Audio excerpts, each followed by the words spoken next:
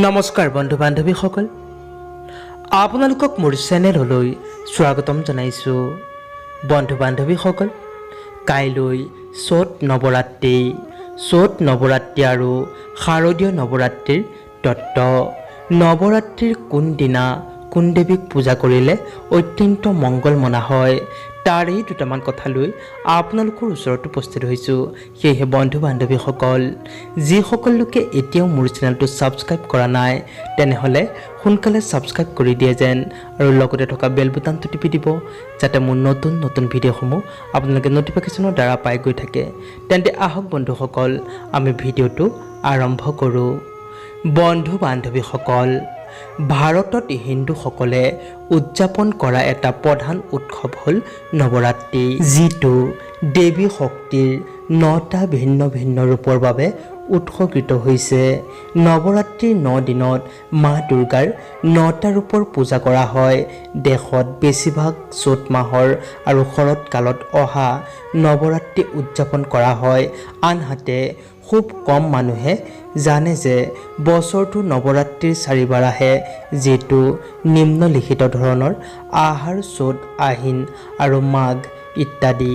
চ'ত মাহৰ নৱৰাত্ৰি বসন্ত নৱৰাত্ৰি হিচাপে উদযাপন কৰা হয় আৰু আহিন মাহৰ নৱৰাত্ৰিক শাৰদীয় নৱৰাত্ৰি বুলি কোৱা হয়।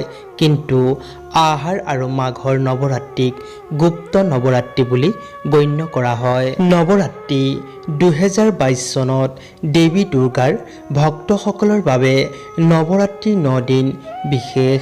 এই 9 দিনত দেৱী দুৰ্গাৰ ভক্তসকলে প্ৰকৃত হৃদয়ৰ পৰা তেওঁক ভক্তিৰে উপাসনা কৰে।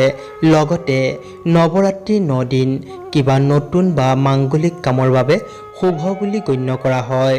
নৱৰাত্ৰিৰ মহত্ব: সনাতন ধৰ্মৰ অন্যতম ধৰ্মীয় উৎসৱসমূহৰ ভিতৰত এটা হৈছে নৱৰাত্ৰি, যিটো বেছিভাগ হিন্দুৰ দ্বাৰা পৰম শ্ৰদ্ধাৰে উদযাপন কৰা হয়। হিন্দু বৰ্ষপঞ্জী অনুসৰি নতুন বছৰৰ আৰম্ভণিৰ পৰা ৰাম নৱমীলৈ নৱৰাত্ৰি উদযাপন কৰা হয়। মা দুৰ্গাৰ কৃপা দৃষ্টি আৰু আশীৰ্বাদ লাভ কৰিবলৈ নৱৰাত্ৰিত দেৱী দুৰ্গাৰ 9টা ৰূপৰ পূজা অৰ্চনা আৰু অন্যান্য ধৰ্মীয় ৰীতি নীতি পালন কৰা হয়। নৱৰাত্ৰিত মা দুৰ্গাৰ 9টা ৰূপ: নৱৰাত্ৰিৰ 9 দিনত দেৱী দুৰ্গাৰ 9টা ৰূপৰ পূজা কৰা হয়, যিটো নিম্নলিখিত ধৰণৰ: 1 নম্বৰতে মা শৈলপুত্ৰী। মাতৃ দুৰ্গাৰ 9টা ৰূপৰ ভিতৰত প্ৰথমটো ৰূপ হৈছে দেৱী শৈলপুত্ৰী, যি চন্দ্ৰক প্ৰতিনিধিত্ব কৰে। দেৱী শৈলপুত্ৰীৰ উপাসনাৰ দ্বাৰা চন্দ্ৰৰ লগত জড়িত দোষ নিবাৰণ হয়। 2 নম্বৰতে মা ব্ৰহ্মচাৰিণী। জ্যোতিষীয় দৃষ্টিকোণৰ পৰা মাতৃ ব্ৰহ্মচাৰিণীৰ দ্বাৰা মংগল গ্ৰহক নিয়ন্ত্ৰণ কৰা হয়। মাতৃৰ উপাসনাৰ পৰা মংগল গ্ৰহৰ নেতিবাচক প্ৰভাৱবোৰ আঁতৰি যায়। 3 নম্বৰতে মা চন্দ্ৰঘণ্টা। দেৱী দুৰ্গাৰ 3য় ৰূপ হৈছে দেৱী চন্দ্ৰঘণ্টা। শুক্ৰ গ্ৰহৰ নিয়ন্ত্ৰণৰ কাম কৰে। তেওঁক উপাসনা কৰিলে শুক্ৰ গ্ৰহৰ বেয়া প্ৰভাৱ কম হয়। 4 নম্বৰতে কুষ্মাণ্ডা।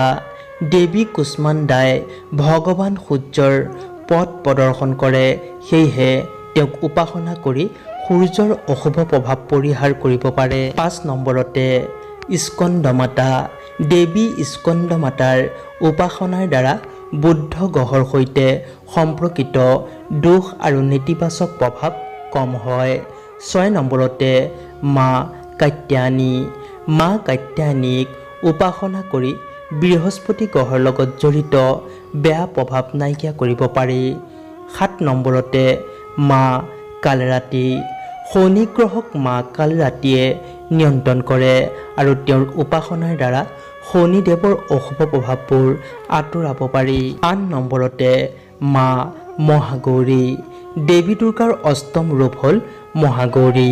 তেওঁৰ উপাসনাৰ দ্বাৰা ৰাহু গ্ৰহৰ ক্ৰোটি নাইকিয়া কৰিব পাৰি। 9 নম্বৰতে মা সিদ্ধিদাত্ৰী। দেৱী সিদ্ধিদাত্ৰীৰ দ্বাৰা কেতু গ্ৰহক নিয়ন্ত্ৰণ কৰা হয়।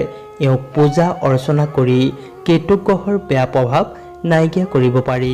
নৱৰাত্ৰিৰ ধাৰ্মিক মহত্বৰ কথা। নৱৰাত্ৰ শব্দটোৰ পৰা নৱৰাত্ৰি অৰ্থাৎ ৰাতিৰ অৰ্থ বুজায়। এই সময়ছোৱাত দেৱী ভাগৱতীৰ 9টা ৰূপৰ পূজা কৰা হয়। নৱৰাত্ৰিৰ ৰাতিৰ শব্দটো সিদ্ধিৰ প্ৰতীক বুলি গণ্য কৰা হয়। প্ৰাচীন কালৰ পৰাই আমাৰ ঋষিসকলে দিনটোতকৈ ৰাতিটোক অধিক গুৰুত্ব দিছিল। সেইকাৰণেই শিৱৰাত্ৰি, হোলিকা, দীপাৱলী আৰু নৱৰাত্ৰি আদি উৎসৱ ৰাতি উদযাপন কৰাৰ পৰম্পৰা আছে।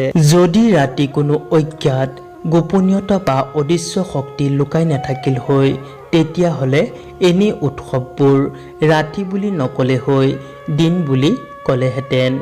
চ'ত মাহৰ নৱৰাত্ৰিৰ 2022 দেৱী দুৰ্গাৰ ভক্তসকলে গোটেই বছৰটিত চ'ত মাহৰ নৱৰাত্ৰিৰ বাবে অপেক্ষা কৰে। বৃক্কম বাৰিষাৰ প্ৰথম দিনা অৰ্থাৎ চ'ত মাহৰ শুক্লপক্ষৰ প্ৰতিপাদ তিথিৰ পৰা 9 দিন অৰ্থাৎ নৱমী তিথিলৈ চ'ত মাহৰ নৱৰাত্ৰি উৎসৱ উদযাপন কৰা হয়। চ'ত মাহৰ নৱৰাত্ৰিৰ পৰাই গ্ৰীষ্মকালৰ আৰম্ভণি হয় আৰু প্ৰকৃতিয়ে এক গুৰুত্বপূৰ্ণ জলবায়ু পৰিৱৰ্তনৰ মাজেৰে পাৰ হৈ যায়। চ'ত মাহৰ নৱৰাত্ৰি সাধাৰণতে মাৰ্চ বা এপ্ৰিল মাহত পৰে। শুক্ল প্ৰথমৰ পৰা আৰম্ভ হোৱা নৱৰাত্ৰি ৰাম নৱমী দিনা সমাপ্ত হয়। এতিয়া জানো আহক শৰৎ নৱৰাত্ৰিৰ বিষয়ে। 2022 শৰৎ কালত অহা আহিন মাহৰ নৱৰাত্ৰিক শাৰদীয় নৱৰাত্ৰি বুলি কোৱা হয়। আহিন মাহৰ নৱৰাত্ৰিক মহা নৱৰাত্ৰি বুলি কোৱা হয়। ইংৰাজী বৰ্ষপঞ্জী অনুসৰি শাৰদীয় নৱৰাত্ৰি ছেপ্টেম্বৰ বা অক্টোবৰ মাহত পৰে। শাৰদীয় নৱৰাত্ৰিৰ শেষৰ দিনটো অৰ্থাৎ দশম দিনটো দশেৰা হিচাপে পালন কৰা হয় আৰু বিশ্বাস কৰা হয় যে শাৰদীয় নৱৰাত্ৰিৰ অন্তিম দিনটোতেই ভগৱান ৰামে ৰাৱণক হত্যা কৰিছিল। নৱৰাত্ৰিৰ লগত জড়িত পৌৰাণিক কথা। পৌৰাণিক গ্ৰন্থসমূহত বৰ্ণনা কৰা কিংবদন্তি অনুসৰি মহিষাসুৰৰ নাম ৰাক্ষসটো ভগৱান ব্ৰহ্মাৰ পৰম ভক্ত আছিল। তেওঁ কঠোৰ তপস্যাৰে ব্ৰহ্মাক প্ৰসন্ন কৰি বৰদান লাভ কৰিছিলে যে কোনো দেৱতা, ৰাক্ষস নাইবা পৃথিৱীৰ কোনো মানুহে তেওঁক হত্যা কৰিব নোৱাৰে। ব্ৰহ্মাৰ পৰা বৰদান পোৱাৰ পিছতহে মহিষাসুৰ অতি নিষ্ঠুৰ হৈ পৰিছিল। তেওঁ 3খন লোকে তেওঁ সন্ত্ৰাসৰ সৃষ্টি কৰিছিল। তেওঁৰ সন্ত্ৰাসৰ দ্বাৰা বিচলিত হৈ দেৱতা আৰু দেৱীসকলে ব্ৰহ্মা, বিষ্ণু আৰু মহেশ্বৰৰ সৈতে লগ হৈ মা শক্তিক সহায়ৰ বাবে প্ৰাৰ্থনা কৰিছিল। দেৱী দুৰ্গাই পৃথিৱীখনক অত্যাচাৰৰ পৰা মুক্ত কৰিবলৈ প্ৰকট হ'ল, যাৰ পিছত মা দুৰ্গা আৰু মহিষাসুৰৰ মাজত 9 দিনৰ বাবে ভয়ংকৰ যুদ্ধ হ'ল। অৱশেষত দশম দিনা মা দুৰ্গাই মহিষাসুৰক হত্যা কৰিছিল। সেই দিনাৰ পৰাই 9 দিনৰ যুদ্ধক বেয়াৰ ওপৰত ভালৰ জয়ৰ পৰ্বৰূপে পালন কৰা হয়। বৈদিক মান্যতাৰ অনুসৰি ভগৱান শ্ৰীৰামে লংকা আক্ৰমণ কৰাৰ আগতেই ৰামেশ্বৰৰ সাগৰৰ পাৰত 9 দিনৰ বাবে দেৱী দুৰ্গাক পূজা কৰিছিল। লংকাপতি ৰাৱণৰ সৈতে যুদ্ধত জয়ী হ'বলৈ দেৱী মা ভাগৱতীক পূজা কৰা হৈছিল। শ্ৰীৰামৰ ভক্তিত সন্তুষ্ট হৈ মা দুৰ্গাই যুদ্ধত তেওঁক জয় লাভ কৰিবলৈ আশীৰ্বাদ প্ৰদান কৰিছিল, যাৰ পিছত ভগৱান ৰামে লংকাপতি ৰাৱণৰ লগত যুদ্ধ কৰি ৰাৱণক পৰাজিত কৰি বধ কৰিছিল, লগতে লংকাটো বিজয় লাভ কৰিলে। সেই সময়ৰ পৰাই 9 দিনৰ নৱৰাত্ৰি পালন কৰা হয়। লংকাত বিজয় প্ৰাপ্ত কৰা দিনটোক দশেৰাৰ ৰূপত পালন কৰা হয়। আজিলৈ ইমানেই।